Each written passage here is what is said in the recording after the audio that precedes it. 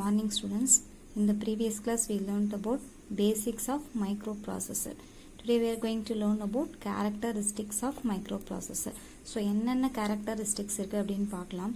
A microprocessor perform depends on the following characteristics: clock speed, instruction set, word size. So இந்த த்ரீயும் நமக்கு very important. So இதை பத்தி நம்ம டீடைலா பார்க்கலாம். So first பாத்தீங்கன்னா clock speed கொடுத்திருக்காங்க. So every microprocessor has an internal clock that regulates the speed at which it execute instructions. So பாத்தீங்கன்னா microprocessor அப்படின்றதுல பாத்தீங்க அப்படின்னா so அதோடைய ஆர்கனைசேஷன் பத்தி நம்ம பார்த்தோம் இல்லையா. ஸோ அதில் வந்து எப்படி இன்புட் அண்ட் அவுட்புட்லாம் வந்து எப்படி கனெக்ட் பண்ணுறது, அது எப்படி ப்ராசஸ் பண்ணுறது அப்படின்றதெல்லாம் நம்ம ப்ரீவியஸ் கிளாஸஸில் பார்த்துருக்கோம்.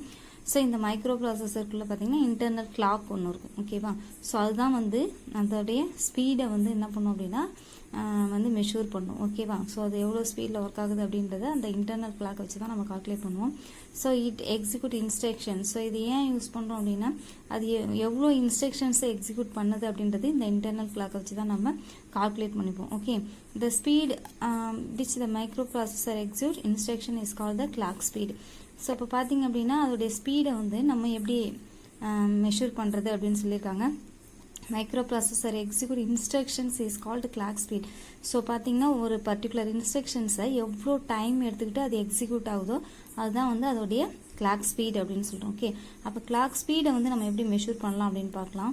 Clock speed is measured in megahertz or Zika heads.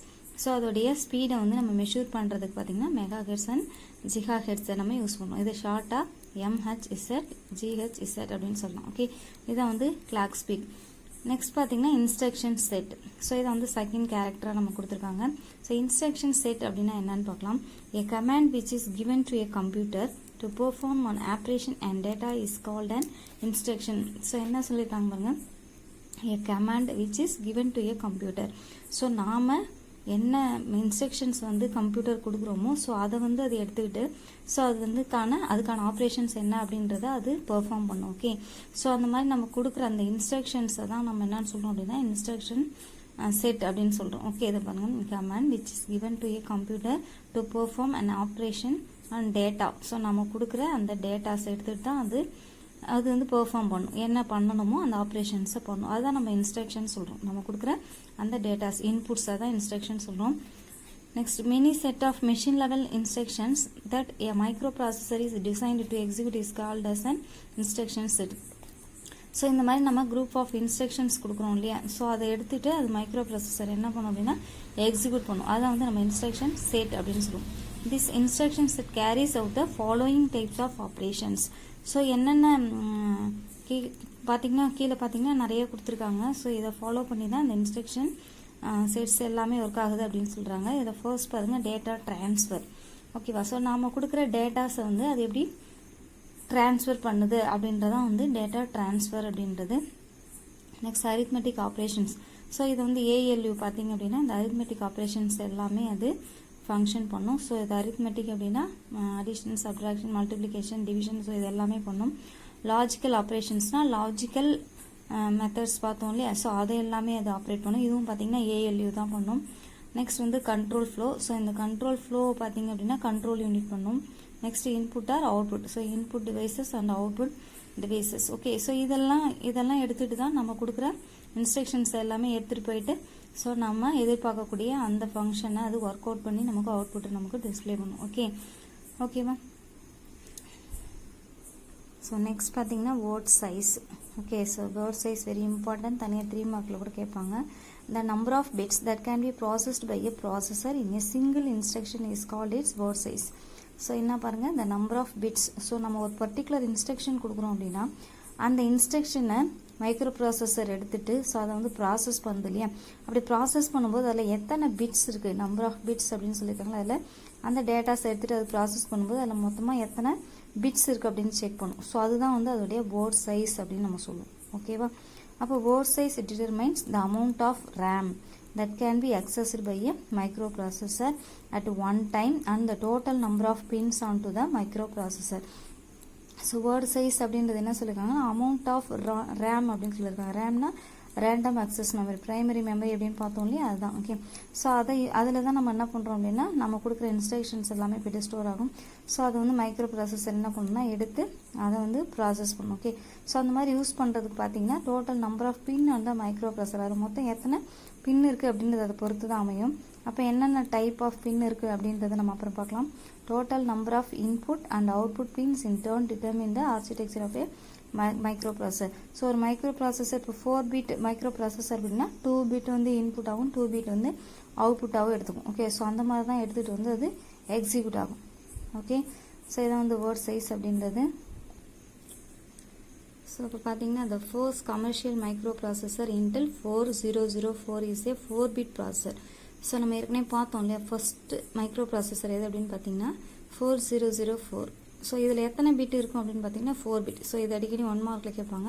the first commercial microprocessor எது அப்படின்னு கேட்பாங்க. Intel 4004.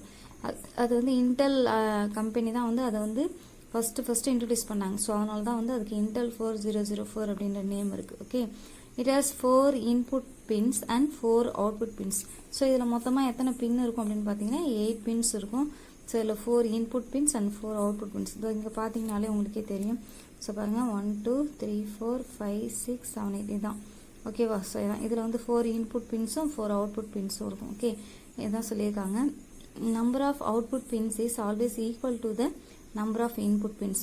ஸோ எத்தனை இன்புட்ஸ் பின்னு நம்ம கொடுக்கணுமோ அதே மாதிரி தான் சேம் அவுட்புட் பின்னும் அதே ஈக்குவலாக இருக்கும் அப்படின்னு சொல்கிறாங்க. Okay, it can processes 4 bits at a time. So it is called as 4 bit process. ஸோ இது எப்படி ப்ராசஸ் பண்ணோம் அப்படின்னா 4 பிட்டாக நமக்கு அட் ஏ டைம் வந்து ப்ராசஸ் பண்ணும். அதனால தான் இதை வந்து 4 பிட் ப்ராசஸர் அப்படின்னு நம்ம சொல்கிறோம். ஓகே, இப்போ நான் ஒரு இன்ஸ்ட்ரக்ஷன்ஸ் கொடுக்குறேன் அப்படின்னா அது இப்போ நான் 1 அப்படின்னு கொடுக்குறேன்னு வச்சுக்கோங்களேன். அது எப்படி எடுத்துக்கணும், ஸோ அதோட பைனரியை கன்வெர்ட் பண்ணி 1 அப்படின்னா நமக்கே தெரியும் இல்லையா 0 0 0 1. ஓகே, ஸோ இப்படி தான் இந்த மாதிரி கன்வெர்ட் பண்ணிக்கும் 0 0 0 1ன்னு சொல்லிட்டு கன்வெர்ட் பண்ணிக்கும். இதுதான் வந்து 4 பிட். ஓகே, ஸோ இந்த மாதிரி தான் அதை எடுத்துக்கிட்டு இந்த மைக்ரோ ப்ராசஸர் வந்து எக்ஸிக்யூட் ஆகும் அப்படின்னு சொல்கிறாங்க. ஓகே, ஸோ நெக்ஸ்ட் பார்த்தீங்க அப்படின்னா ஸோ இது வந்து யார் வந்து மேனுஃபேக்சர் பண்ணாங்க, எந்த இயர் பண்ணாங்க அப்படின்றத நமக்கு இங்கே கொடுத்துருக்காங்க. ஸோ இதில் பாருங்கள் இந்த இன்டெல் 4004 அப்படின்ற மைக்ரோ ப்ராசஸரை ஸோ யார் மேனுஃபேக்சர் பண்ணாங்க அப்படின்னு நம்ம பார்க்கலாம். So produced from late. So from பாருங்கள் 1971 to 1981. ஓகே, 1971லேருந்து 1981 இந்த பீரியடில் தான் வந்து இந்த மைக்ரோ ப்ராசஸரை வந்து ஃபர்ஸ்ட் இன்ட்ரடியூஸ் பண்ணாங்க. மேனுஃபேக்சரிங் பார்த்திங்கன்னா யார் அப்படின்னா இன்டெல் இன்க் அப்படின்ற ஒரு கம்பெனி. ஓகே, அதோடைய ஸ்பீட் கிளாக் ஸ்பீட் பார்த்திங்கன்னா 740 கிலோ ஹெட்ஸ். KHZன்னா கிலோ ஹெட்ஸ். அதோடைய சைஸ் பார்த்திங்கன்னா 10 மைக்ரோமீட்டர். ஸோ இதான் வந்து மைக்ரோ அப்படின்னு சொல்லுவோம்.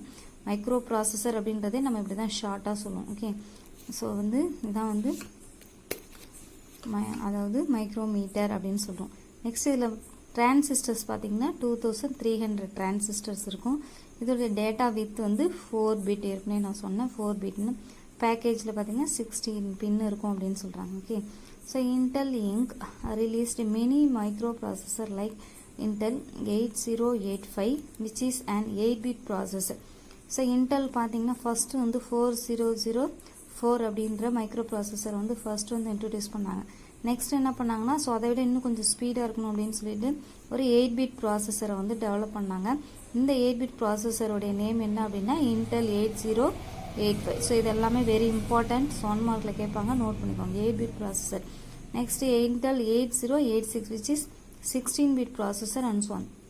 அதுக்கப்புறம் என்ன பண்ணாங்கன்னா 8086 இங்கே 8085ன்னு இருக்குது, இங்கே 8086. ஸோ 6 அப்படின்றது எத்தனை பார்த்தீங்கன்னா 16-bit processor. Intel 8086ன்றது 16-bit processor and so on.